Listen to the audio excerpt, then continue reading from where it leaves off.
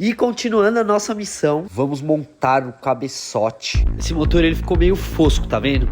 Então vamos passar um vernizão esperto para puxar um brilho excepcional. Bora lá!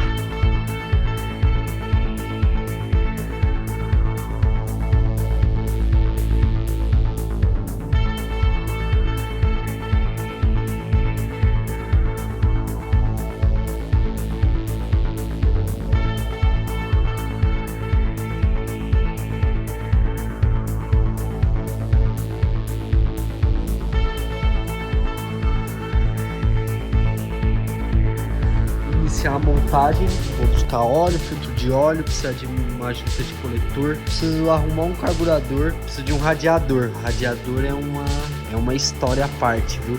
Porque é mais fácil achar motor do que radiador de 6 cilindros. Comprei 5 óleos dos mais baratos, que eu vou fazer a primeira montagem, né? Dar uma funcionada boa aí, depois tirar, fazer aquela verificação. E temos aí jogo de junta, tampa de válvulas, tampa de tucho. Aqui nós temos ali da termostática, aqui da bomba d'água, ali a capa das engrenagens. Tem aqui o retentor ali da tampa, que eu vou trocar também. Junta de cabeçote e a junta do cárter.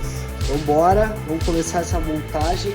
Aqui ó, os componentes, todos marcadinhos. E vamos montar agora, passando óleo, tudo devagarzinho, com calma. Marcha.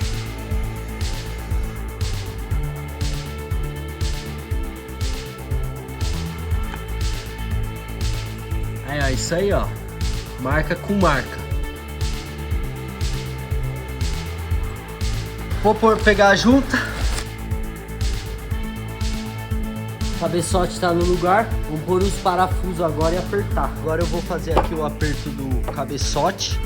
Vou usar um torquímetro de estalo. A fabricante, a Taranto, ela já manda aqui um manualzinho. Vamos apertar agora esse bicho aí.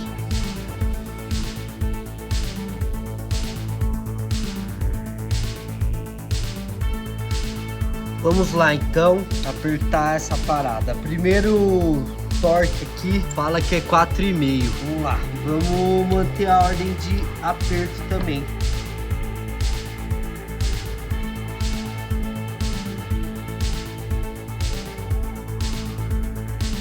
Agora o segundo estágio de torque que ele pede aqui é o 7.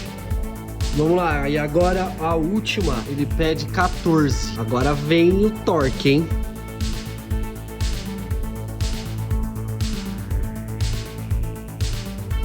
As varetas de tucho servem para acionar a válvula. Varetinha, tudo no lugar. Vem com a juntinha aqui, ó. Tem os encaixes, encosta os parafusos para dar um aperto final.